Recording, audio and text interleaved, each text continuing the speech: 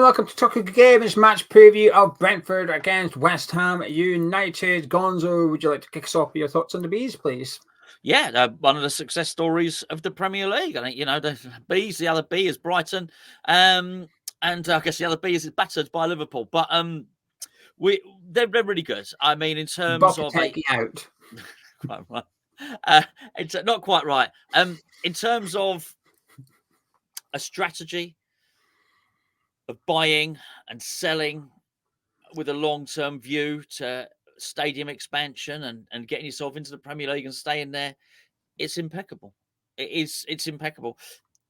You start to look at the size of some of the football clubs that are in the lower divisions, and I'm not going to start listing them all, but you start to look at the likes of Sheffield Wednesday and Leeds United, and there's plenty of others. There's a lot of teams bigger, a lot of clubs significantly bigger than Brentford, and you'd say Brighton. Yet they still manage to do it, and they have this implement. What were you shaking your head at? Well, I never said Brighton. You did. No, I did. Yes, I'm saying there are significant in the football pyramids. There are traditionally far bigger clubs with far bigger fan bases than Brighton and Brentford. But it's another B.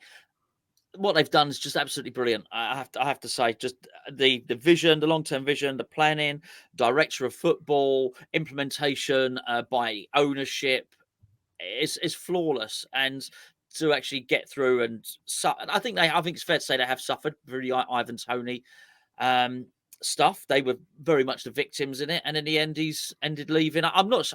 You'd struggle to convince me that he's bettered himself. I'm sure financially he has, but realistically, it's not just they're without Ivan Toney this season. They were without. They've been without Ivan Toney for quite a while, and I'm not just talking about he's banned because I think he checked out. I think probably psychologically after that. So I just think they've done a remarkable job. Yeah, I think it's one of those few clubs I think it's difficult to dislike, to be honest with you. I don't think anybody's got an issue with Brentford and nobody minds seeing them do well. Usually, unless there's a personal story there, for example, your missus's family are all Brentford fans, and I would understand why you might look at them perhaps and be like, I don't like them. But I can only echo your sentiments. I think it's very impressive with what they've done. And years ago came up with a plan, and it was a very unique plan at the time as well, to go down the route of data. It's not like they followed the trend, they started the trend. And initially it wasn't working. It was almost, and they had sort of, at the time, Mark Warburton was a big profile in Championship football, English Football League, and he went there and said, no, I can't be doing this. This is, you don't allow a manager to manage. I can't work here. But yet they stuck with it. Said, well, you disappear, but we ain't changing what we're doing. We believe in this. And they've been proven correctly with their promotion and then staying in the Premier League. And this is going to sound so backhanded, but they're now seen as almost an established Premier League club, or they're not far off becoming an established Premier League club. And I think that's a huge, huge achievement to what they've done. I think they handled the Ivan Toney thing pretty well. And again, they had a plan with that, which is let's replace him last summer, which they did do. Granted, players it is injured. Well, Shadi got injured, and they replaced him this summer already, but he got injured too. But it was like, right, he wants to go. Last year of his contract, we're going to replace him now. I'm just going to get rid of it. Yeah. It wasn't, let's try persuade him. Let's hope he changes his mind. No, fine, you want to go, leave. We're just going to cash in on you. And in the summer, they felt a bit sorry for him to some extent, because they made it very publicly known over quite some time Ivan Toney was for sale. Thomas Frank might as well have just said, come and get him. He's there. And I think they were expecting this bidding war for their star man. And it was like, this guy could be worth 60 million, which is a lot of money for us. But no Premier League club went knocking. They all went, no, thank you, which I can understand, because it's a lot of money to spend on somebody who has a gambling addiction, and had he repeat offended, he would have had a significant ban. It was a excuse the inappropriate pun, but it would have been a big gamble for a Premier League club to take on Ivan Toney. But he's completely bettered himself financially. He was on 20, 30 grand a week at Brentford. He's now on 400 grand a week over there, and he's scored a couple of goals now. He's up and running with his account. Your expectations for Brentford this season, what are they? Nothing really. I just don't get relegated, and I don't think they will. I I don't think they'll win a cup. I don't think they're quite.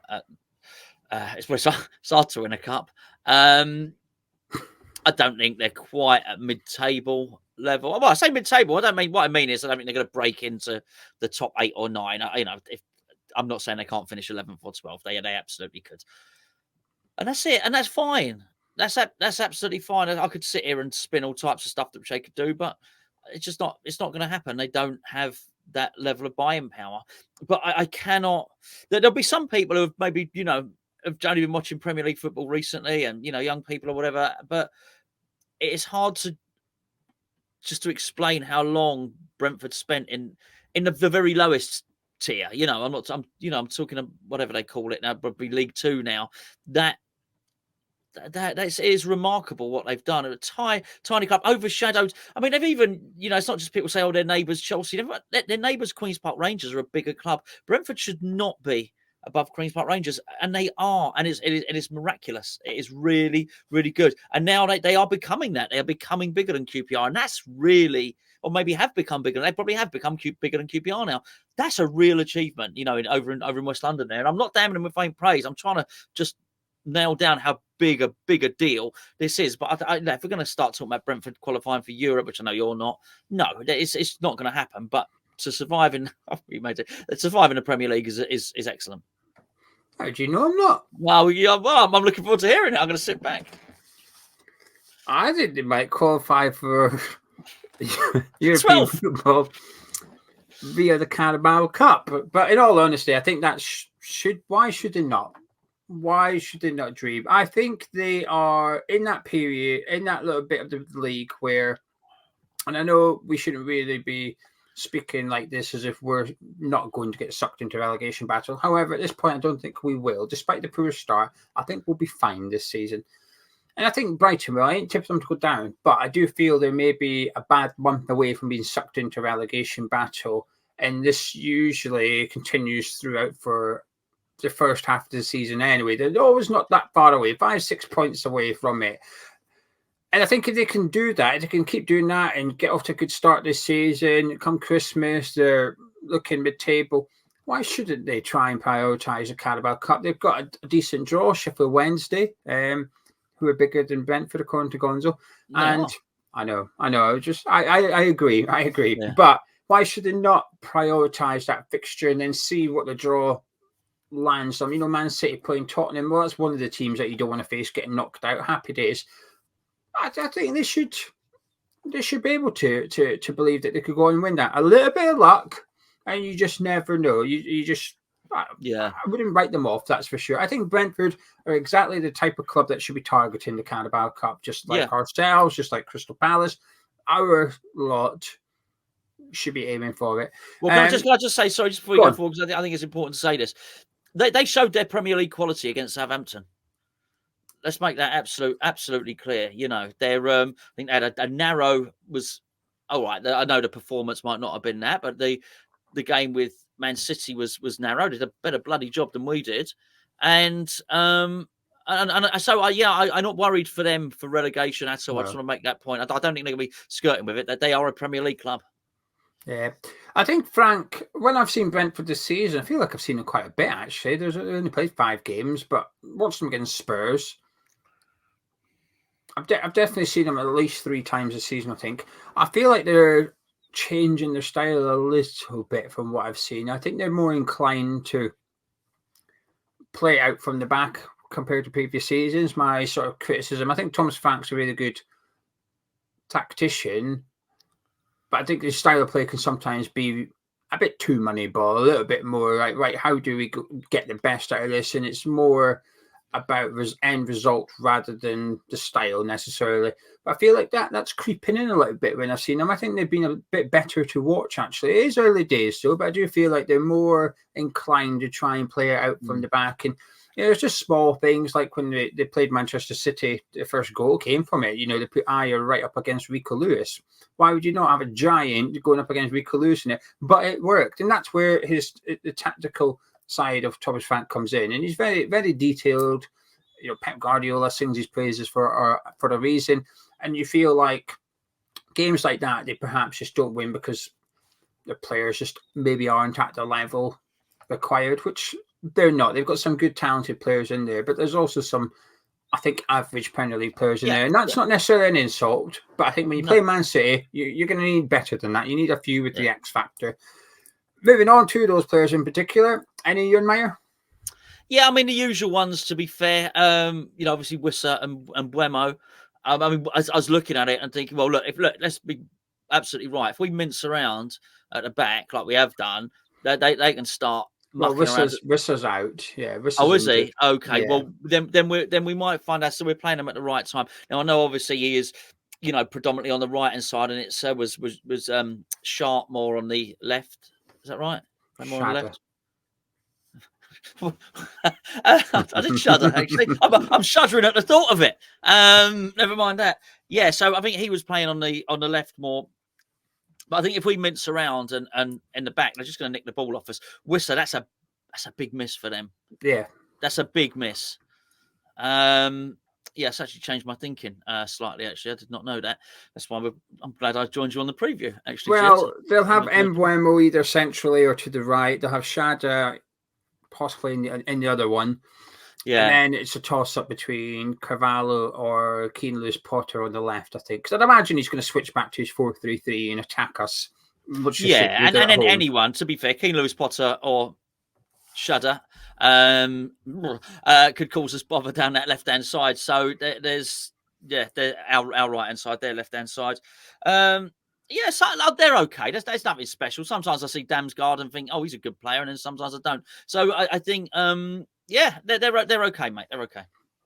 Missing their two best fullbacks though, Hickey and Rico Henry. I think are fantastic at what they do, and it's to miss one's a blow. To miss them both for long periods of time as well is somewhat quite significant, especially Aaron Hickey. He was injured, came back and got injured again before he even got up and running. So I think he's just destined for a career of just being injury prone, a bit like what Kieran Tierney is. I think Aaron Hickey's almost set for one of those stop-start careers. I like Mbeumo as well. I think he's fantastic. And I think Fabio Carvalho could be a really shrewd signing for them. I do. I think this is an opportunity for him with the injury to Wissa. Did well in the League Cup. I thought he looked okay against Spurs. I thought Brentford looked good against Spurs, despite getting beat somewhat comfortable in the end with the scoreline. Pose their problems going forward. Norgard, I think, is crucial to them in midfield. And without them, I think they become a little bit less stable in the middle of the park. And Janelt has been a bit of a miss for them too. Might be playing left back now, I think. It just goes to show that maybe squad depth are lacking a little bit. But anyway, from Brentford to West Ham, we'll start with the team news. But before we do that, just one point of direction of this video sponsor, Match Bingo. Match Bingo is the app that combines the traditional game of bingo with football, and it covers all the Premier League games, not just the Brentford West Ham one. But if you're looking to add a little bit of something extra to your viewing this weekend, you can do that via Match Bingo. It's just £2 per game, and it pays out first line, second line, as well as the full house. You can download the app via the link in the description below, but it's a gambling app, so please do gamble responsibly. And also, you have to be 18 years or over, and it's only available in the UK. So, add a little bit of excitement, and hopefully some of you will continue to win money. We have multiple winners, like tens. We were counting up until 30 and gave up, and there's been a considerable amount since. And some of those people have won multiple times. We've had a lot of winners from our Hammers Chat subscribers. So, if good luck if you're playing along this weekend. Gonzo, team news. Everybody's available, bar Edson Alvarez. Edson Alvarez was sent off at Anfield, and even though the yellow cards in the Carabao Cup do not count towards your Premier League quota, red cards do. So he is absent. Just a one-game ban, though. But apart from that, everybody else is available, including the absent Niclas Fullkrug. Lopetegui's confirmed he's back in training. He just was not risked in Liverpool. So maybe he was kept back for this game, and Lopetegui's got a plan in terms of playing him. Doesn't mean you have to, though, Gonzo. And I want to know the team that you will pick. It's going to be an interesting one. I think there's going to be a lot of different varieties. I think the Chelsea game last week, I think there was a real common 11 between our subscribers in the comments. But for this one, I think there's going to be a lot of different I would like to see. Take me through your goalkeeper and defence, please. Areola in goal. Obi-Wan Bissaka right back. Mavropanos back in next to Kilman with Emerson at left back. Tadibo over Mavropanos for me. We had a slight different opinion on how he got on at Anfield, and it's just the Mavropanos thing for me. I think it would make me jittery, and I think he would give them way too many opportunities. So it's a no for Mav. It's more of a no to Mavropanos and a yes to Tadibo. That makes sense. Sure, yeah. So mine's the other way round. Actually, funny enough, there's no one outstanding to go in here. Put it this way: if Zouma was still with us, I think he'd be playing. And this isn't the first process of elimination in regards to picking my 11, actually. Midfield is where it gets crunchy, I think. And I hate feeling like this because we've spent over 100 million. Yeah. And we're missing one player. That's all we're missing, one player. But it feels like everything just collapses a little bit in midfield. So I'm intrigued to see what you're going to conjure up and what you're hoping to see Lopetegui do. Well, I want to make the point that in such an eventuality, with Alvarez being suspended for this game, I would have played either Flynn Downs or James Ward-Prowse in this game. They would be starting for me in this game because of that. So I've got no confidence in my selection here at all. Let me just make that clear. So I'm going to start, and I can explain exactly why I lack confidence in any single one of them. Rodriguez is going to have to start because I just can't see anything else. The only other thing is to put Souček there as just a defensive midfielder, and if then what? Make a back like a two with Paqueta next to him. That's just going to be a disaster. That's just not going to work at all. So I'm going to have to play Rodriguez there, but he's slow as hell, which is not going to be particularly good. Who am I going to place next to him? It's going to sound awful, truly awful. But it's horrendous. Are you considering him? Are you considering Iron Iniesta? No, I wasn't actually. I hadn't even given him a second I was getting thought. excited there. No, it's basically it's Paqueta or Souček next to him. That's all I've got there really. Souček is a worry for reasons I don't need to explain to the subscribers. Paqueta's, we just don't know what's going to happen. There's been recent news, which obviously you've already done a video about, with regard to the betting charges seems to have progressed a little bit. How's that going to impact his mentality? He's not been right anyway, which means I'm probably going to play Souček next to Rodriguez in what was going to be horrendous midfield. I just don't know what else to do. I really don't.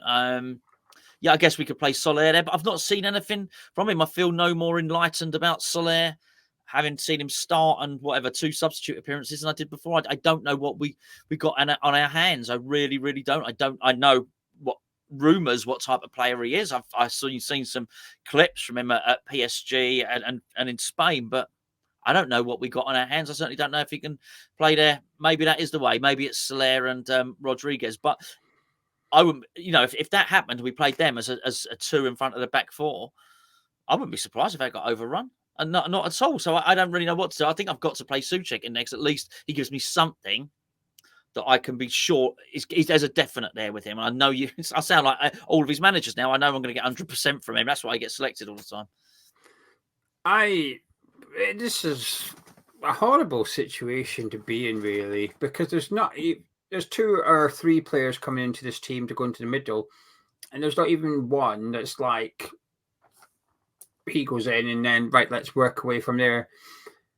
I've got Rodriguez in as well, purely because he's the only one that I would suggest as a defensive midfielder, and he was brought to the club to be cover for Alvarez, and possibly to start alongside Alvarez, but at worst case scenario was to be the cover. So I put him in. But I would like to see some sort of rule put in place for Rodriguez, which is he doesn't enter the final third. Don't even bother, because when you did it against Chelsea, you cannot run back.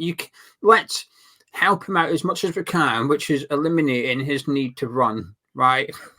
He's okay on the ball. He's okay reading the game, but he just can't get back the pitch. He can't move. He's not quick enough at all. The Brentford attack will be pacey, but Brentford's midfield isn't necessarily the quickest. It will, but it's a physical midfield. They don't mind rolling their sleeves up and getting stuck in and making it difficult for you. And we're going to need a bit of aggression. I think Rodriguez will carry that.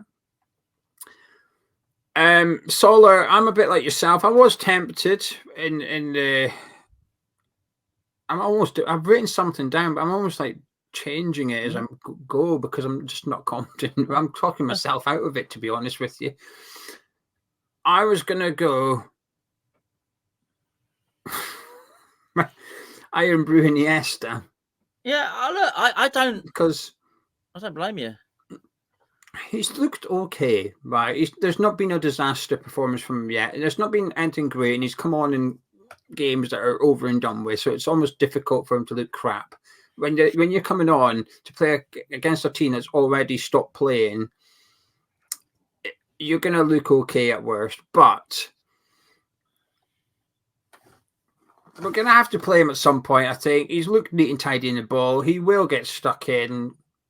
And I can't believe we're saying this so early in the season, but I almost just want a team with attitude on Saturday because I'm worried that we're going to get bullied. I'm worried we're going to get bullied physically, and I'm worried that we're going to get bullied mentally, and we're going to get beaten. And so I want Irving in there. Moving into, who's your number 10? Or are you going 2 up front again? Are you doing your 4-2-2-2? I think you could call it what you want. Yeah, I mean, you could. Yeah, so it's either Kudus, but you could call him a striker if you want. Mathematically, do we have to win? No, but we need to win this game. Really, everyone needs it. Everyone needs a shot in the arm here, include the manager more than anyone. So yeah, you could call just number 10, but I would have him up front alongside someone else as well. So am I fair to assume it's Bowen on the right and Summerville on the left? You are fair to assume both those things. Yes, same for you. It has to be those two. It absolutely has to be. Listen, in terms of first names on the team sheet, there isn't any in the middle of the park, but there certainly is out wide. Yeah, they've looked all right. They've looked good against Liverpool. Summerville looked good against Chelsea. That's it. They're set. Do not touch them. Do not move them. Let's get those two. They play like they did against Liverpool, and those around them can improve. We'll have a chance on Saturday. We will do better on Saturday. Yeah.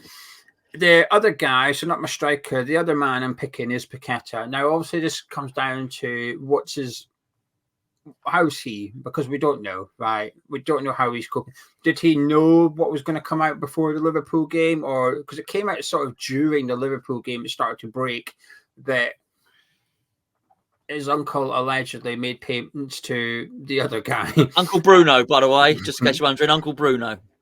But I think Paqueta, no one else can do what he can do. I'm hoping Solar can maybe do that one day. Ivan Toney can. But slightly different, but sure. I like that one slide. It was good. It was quick.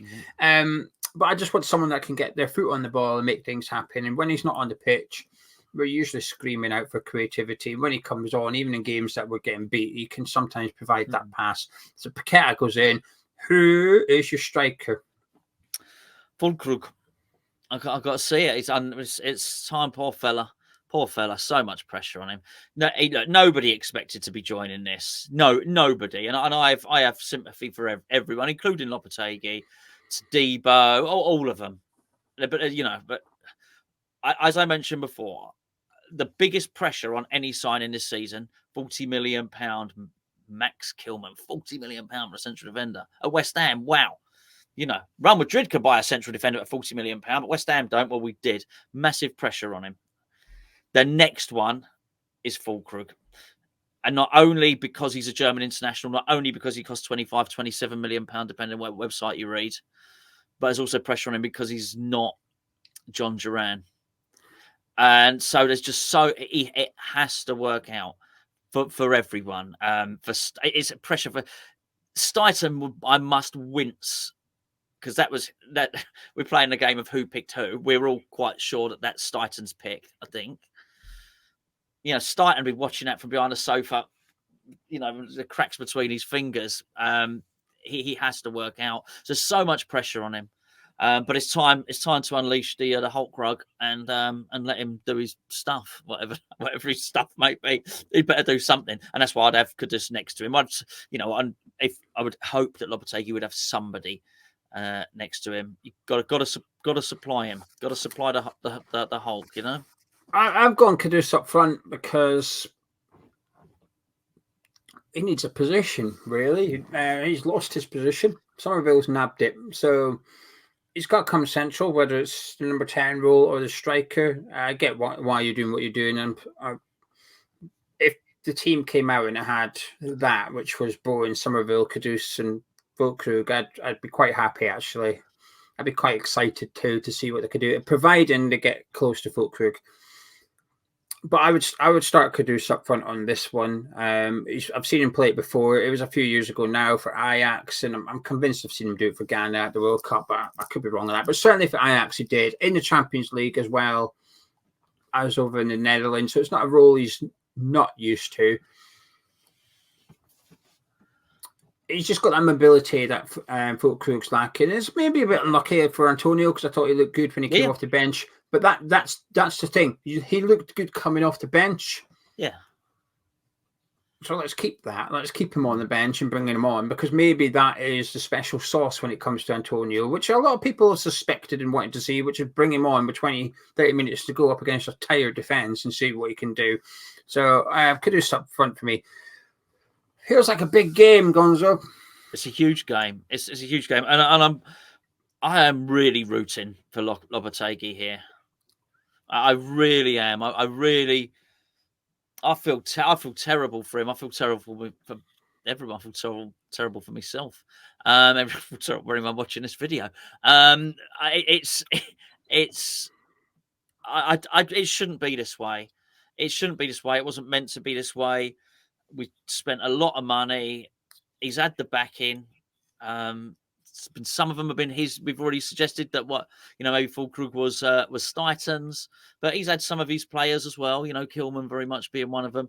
So I think he's been supported, and I've always struggled seeing.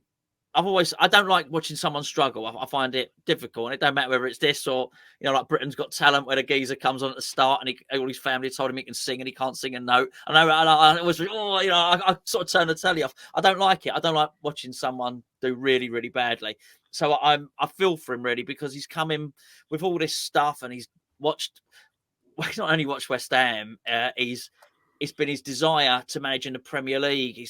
He got whatever. He walked out on Wolves and he said to his coaches, I'm staying here. I'm going to stay living in this country. I'm going to study the Premier League because this is it. This is the best league in the world. And this is where I want to play. And he's done all of this stuff and we're going to get Kilman in. And honestly, it's tough. It's tough on him. And I want him to do well. I really do. I don't want to be the club that chops and changes their managers. I want to be back to the old West Ham who give managers a good chance. And before anyone brings David Moyes up, he had a really good stint here. David Moyes in total has probably done 4.5, 5 years at West Ham, and that's a long in the modern game. That's a long stint, and that's what I'd like managers to do. And it would be terrible. It would be really, really terrible if he had to go. And it's already being put out there today. It really feels like the messaging has been ramped up. I say today. When's this video going out? Not sure yet. Maybe Thursday night, maybe Friday morning. Not sure. Right, okay. We're recording this on Tuesday before the Liverpool game, which is amazing. No, we're recording this. I think we're going to lose 5-1. That's right. We're recording this on Thursday. So, and I don't know what I'm alluding to is it's been ramped up. Fabrizio Romano's had stuff to say. The Standard, who are a good source for West Ham news, have come out with some really strong wording as well. And you just feel that it's been ramped up, and I really hope he does it. And I've seen a couple of people saying, "Well, they how often do we see this? They hope because they want rid of Lopetegui. They hope we lose against Leicester and lose against Ipswich." I can't. I've too many years. I'm tired of this stuff, Gio. I'm tired of it. I want him to win. I want us to start playing and playing well and start picking up points. But it's a really big game for him. It's a really big game. Yeah, it's West Ham I want to see win. I think a point would be enough for him. I think he needs 4 from Brentford and Ipswich at home next week. I think he needs 4 points. What order it comes, I don't think it'll make too much difference because a win this weekend would give him a bit of breathing space, and a draw and I think we'd be back to where we are today, which is we're going to be monitoring him because there's I don't know how long there is between October and November international break. There's another one in November, by the way. Brilliant. So say there's 4 games. It'll be a case of, well, we're going to give them these 4 games and see where we are. And before you know it, it's the end of the season, and we've just crawled through the season with very little to go on and just uncertainty. But while I'm not necessarily pro Lopetegui, what I am is anti the club doing this already. They do it all the time, whether it be Allardyce, whether it be Bilic, Pellegrini, Moyes. It's the same thing again. 3 games. Shut up. Just, and the worst thing is, though, you chose this guy, right? You chose him. So I think the fans are allowed to question it because we've got no control over it. The fans are allowed to go, I don't want this guy. What the club can't do is go, we're not sure on this. You picked him, right? This is your choice. Shut up. But I hope we win because I don't want to. A couple of bad results in performances in the next 2, and you're coming, as it was Sir Alex said, don't pay attention to the league until 10 games. There's a possibility after 10 games we are going to be looking, and we're going to have to scroll down to find West Ham, and I don't want to be in that situation. No. Saying that, a couple of good results, and suddenly we're in around the mid-table. Not too bad. Big game for Lopetegui. I don't think this is a big game for West Ham. We could lose this one. We could lose against Ipswich. Providing we were to make a change in the dugout, we could still go on and be fine this season. I don't think these 2 games define West Ham's season, but what I do think to do is possibly define Lopetegui already. It feels a bit wild, but I do think 2 defeats, and I think the club would almost feel no option but to make a change. Actually, before I ask if you're optimistic, just want to point people in the direction of our Patreon, patreon.com. /Hammers Chat. If you fancy more videos from Hammers Chat, why would you not at the moment? But even if you don't fancy any additional videos, we've got loads of content going up there at the minute. We're doing about 10 videos a week if you're in the Mild Addicts or Addicts tier. But even if you don't want more content, even if you're like, oh, I don't want more, this is plenty, thank you. We've got a prediction competition over there for all patrons. It's part of your subscription fee, and you can sign up from £3.60 per month. And some of the prizes are really good, if I do say so myself.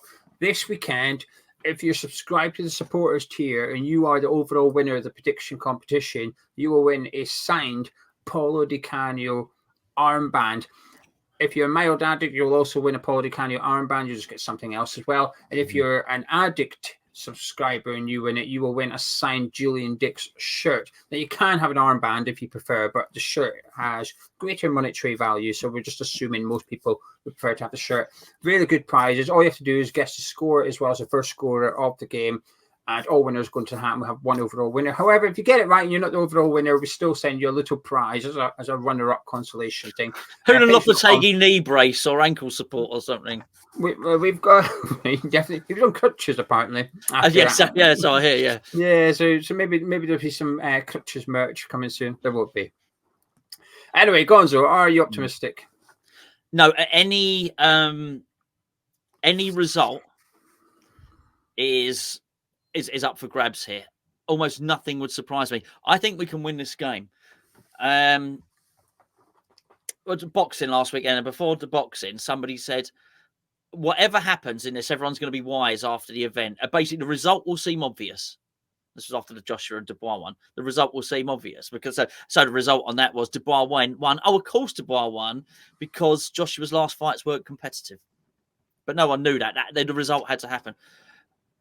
And I think if West Ham win, well, of course West Ham win. This was the fight back. We saw the green shoots of recovery against Liverpool. We saw the good stuff, and of course West Ham won. Or this is the first time that West Ham have not played. Whatever. We've lost to Man City. We've lost to Liverpool. We've lost to Aston Villa. Of course, we lost to Chelsea. Of course, West Ham won because we've beaten Palace and we've done all right against Fulham.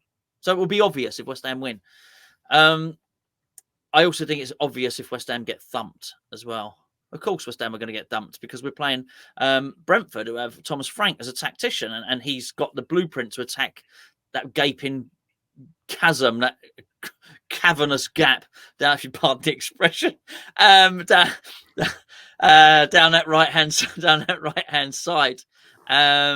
That's just very, very easy to exploit. So I think almost anything is up for grabs, and I'm finding it very, very hard to predict, which makes me want to sit on the fence and do a 1-1 draw. But I don't think I'm going to do that. I think I'm going to try and nail my colours to the mast, and for the definitive result.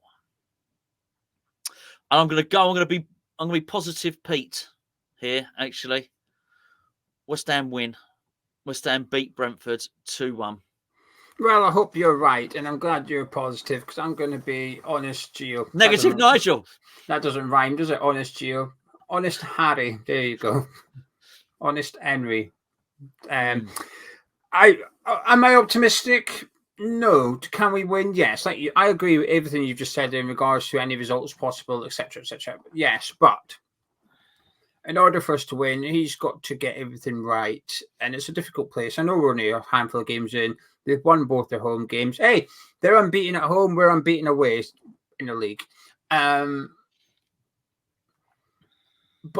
the biggest problem is he doesn't know his strongest 11 yet. He doesn't know it. We don't know it. He doesn't know it. We're all still trying to figure it out. I think we've got a bit of an idea as to most of it, which will be, Areola, Emerson, Kilman, Wan-Bissaka, Alvarez, Bowen. And that's about it. Kudus should be in there, but is he? Because Summerville's in better form at the minute. So it's what happened. Where does Kudus then go?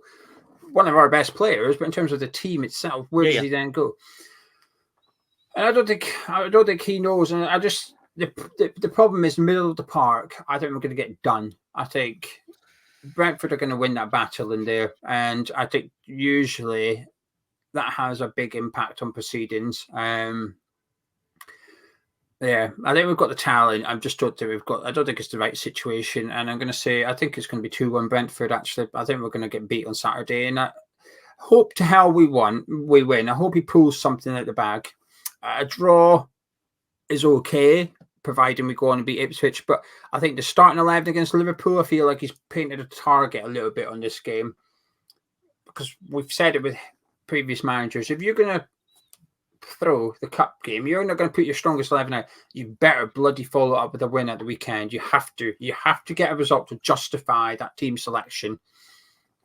I'm not sure he does. We've seen this story way too many times at West Ham, where we don't go for it in the cup, and then the league we get beat anyway. And it's like, well, could we not have just tried to win the cup game then? What was the point? I think we're in that situation. So I'm going to say 2-1 Brentford. Gonzo's saying 2-1 West Ham. And we want to know what you think. Get involved in the comments below. Let us know your score prediction, but also the 11 you would like to see Lopetegui play. Not what you think he'll do, what you want to see him do. Get it in the comments below. If you've enjoyed this preview, please do drop a like on it by clicking thumbs up. Subscribe to Hammers Chat, myself and Gonzo. Catch you in a bit.